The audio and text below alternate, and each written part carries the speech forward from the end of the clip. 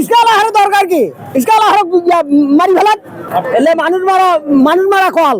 এই যে তেলের দাম দিছে 200 টাকা, আমরা তো খেতে পারবো না, ইচ্ছে পানি দিয়ে তরকারি খাবো। আগে সরকার খেতাইছে, জিনিসের দাম বেশি করলে এখন তারা কি করতেছে? যে সরকার ভালো থাকবো এই সরকারই আমরা চাই। রিস্কাওয়ালারা কি করি বাঁচবে? এই যে তামান রাস্তা বন্ধ করে দিছে, তো তামান রাস্তা বন্ধ করে দিছে, ওই ভিডিও সব রাস্তা ভিডিও করুক নাকি? ভিডিও করুক, ওরও লোক চলুক, কৃষি বাঁচবে কে? কৃষির দরকার কি আর? ইসকাল আহার দরকার কি? ইসকাল আহার মারি ফেলাত প্রত্যেকটা রাস্তা বন্ধ করে দিছে। এটা কোন বাহামি? এটা কি বিচারক? একে বিচারক কয় এলে মানুষ মারা কল। এই যে তেলের দাম দিছে 200 টাকা, মাল প্রত্যেকটার দাম বেশি। কিভাবে এখন পাবলিক বাঁচবে কিভাবে পাবলিক? আমরা তো খেতে পারবো না, ইচ্ছে পানি দিয়ে তরকারি খাবো। সম্ভবত কিছু করার নাই তো, আল্লাহ পাকে বেশি জানে। টেনে হিসছে না, কোনো মিলে নাই।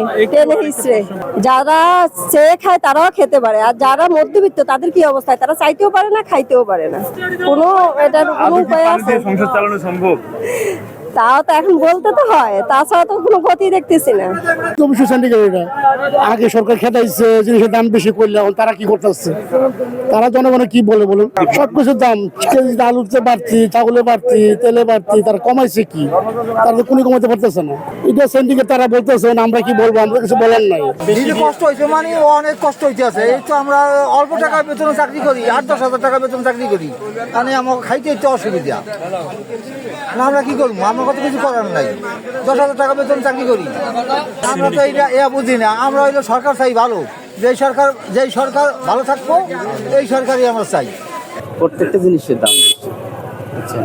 আলুর দাম বেশি, সবজির দাম বেশি। যেটা সবজির এখন দাম কমার কথা, এখন তো দাম তো কম না, দাম তো বেশি। এখন দাম আরও কম হওয়া উচিত।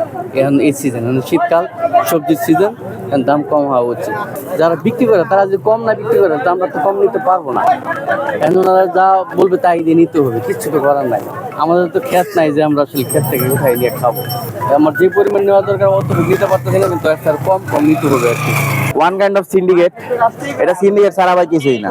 এই 2 দিন মার্কেটে তেল নাই, বুঝতে পারতাম যে মার্কেটে তেল আছে, দাম বাড়াইছে। এখন 2 দিন মার্কেটে তেল নাই, 3 দিনের দিন তেল পাইছে 8 টাকা বাড়তে। এটা সিন্ডিকেট ছাড়া ভাই কিছুই না। সরকার এটা দেওয়া হচ্ছে যে সাধারণ মানুষ, জনগণ খাইতে পারতেছে কি পারতেছে না। একটা দেশের ভাই দরকার কি?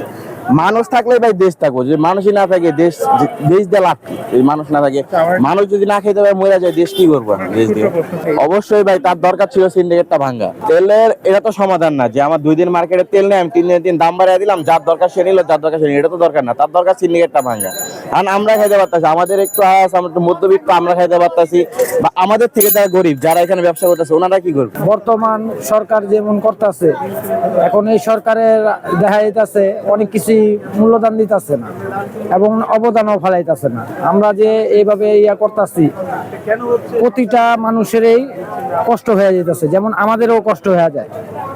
কষ্টের ভিতরে হয়ে যায়, যেমন বেচা কিনা বিভিন্ন জিনিসের কিনতে গেলেও মানে আমরা সাধারণ মানুষ 2 টাকা বিক্রি করলে 3 টাকার খরচ যায়। ওই উপার্জনটা আমরা করতে পারি না। উপার্জনটা যদি আমরা করতে না পারি, তাহলে আমরা কিভাবে চলুক? তার জন্য আমরা এখন পথে মোড়া। আমি বর্তমান চানাচুর বিক্রি করি।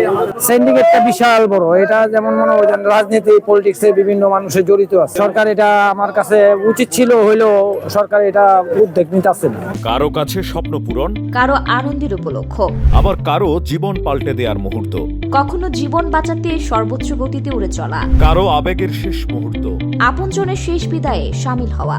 এমন সব ইচ্ছে পূরণে সর্বনিম্ন ভাড়ায় দ্রুত গতির বাহন প্রবাসীর হেলিকপ্টার।